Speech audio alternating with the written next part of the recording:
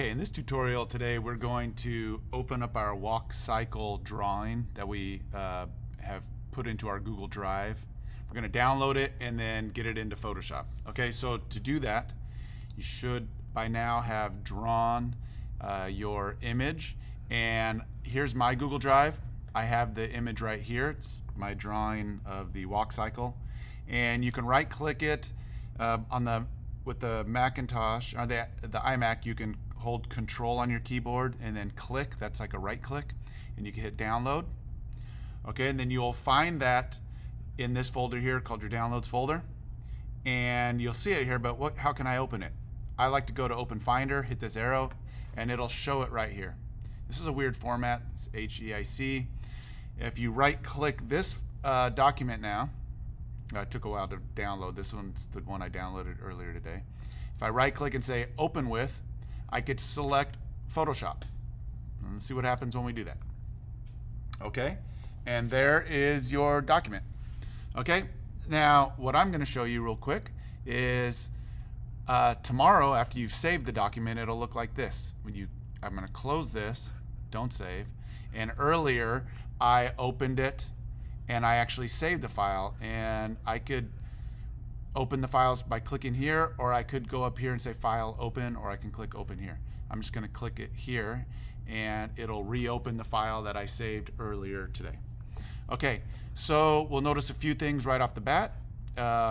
It's a tall image. I want to turn it, and let's take a look at a couple of things here. We're going to go Image, and let's check out the size. It's really, really big. Okay, so let's right away. We're going to change this width to say 11 inches, and the height is, I'm going to make the height 11, and you'll notice the width is about 8.25. A regular piece of paper is 8.5 by 11 inches, so we're reducing it to about a normal sized piece of paper. Now look how small it is, but you could select this magnifying glass and click, or you could drag if you want. You could use this hand here to center things. Okay, now I'm going to rotate the image. So we can go Image, Image Rotation, and we're going to go counterclockwise. And so here we go.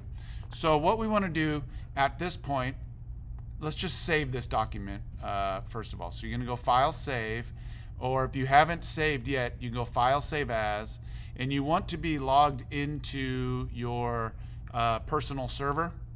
And so I've done that already.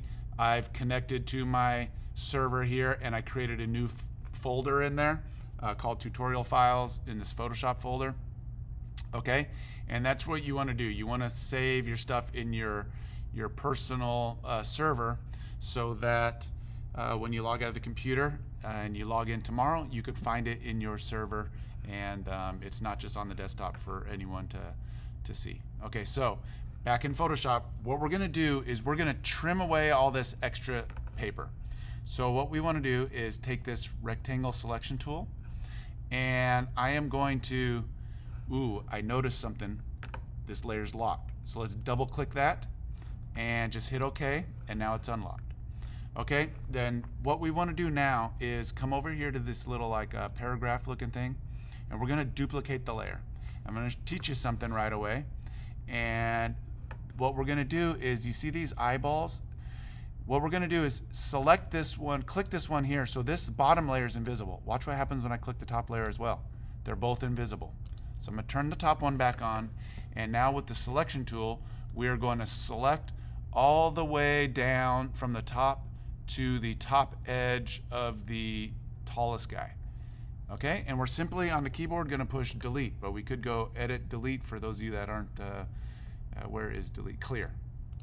Okay, and then I'm going to drag, let's get this thing out of the way. Okay, and I'm going to drag from the bottom up, and you want to drag from below the actual image. See, I'm dragging from, I'm going to drag from way down here off the page all the way up to the lowest foot. Okay, and now I'm going to hit delete on my keyboard, and we're going to do that for the side edges as well. And the side edge here. okay? And if you click, you just deselect. Watch, you have those like little dotted lines when you select, and if you click, it'll unselect everything. So now that we've trimmed everything, we are gonna go image, and we're gonna pick this word here, trim. And then we're gonna get rid of all of the transparent pixels. And when you hit OK, it shrinks the image up.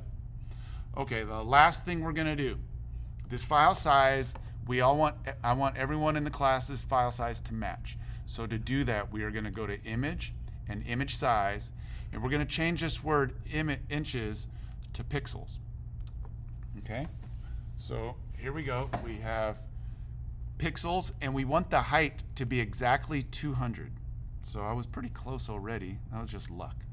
Okay, so I want everybody's height to be 200. And there's a reason why. You'll see in the later tutorials that everybody's file is going to be 200 by 200. So for right now, we're going to reduce the size, and it already changed the width. You'll notice if this link is connected and you put like any number in here, the width and the height change together. So I'm going to change it to 200 for the height, hit OK, and then I'm going to export this image all by itself. That's what you're going to turn into Canvas. So you're going to go to Export, quick export as PNG, and you'll see it's navigating to the folder that I had saved into earlier. And I want to make sure it's going to be a PNG file. It'll put a tag at the end that says .png. So you hit Save, and if I go in here to look into that folder, you'll see there's a walk cycle PNG, and that is what you're going to turn in. You trim this up, and it'll be ready for the next phase of our walk cycle animation. Okay, so have fun trimming your image. Have fun.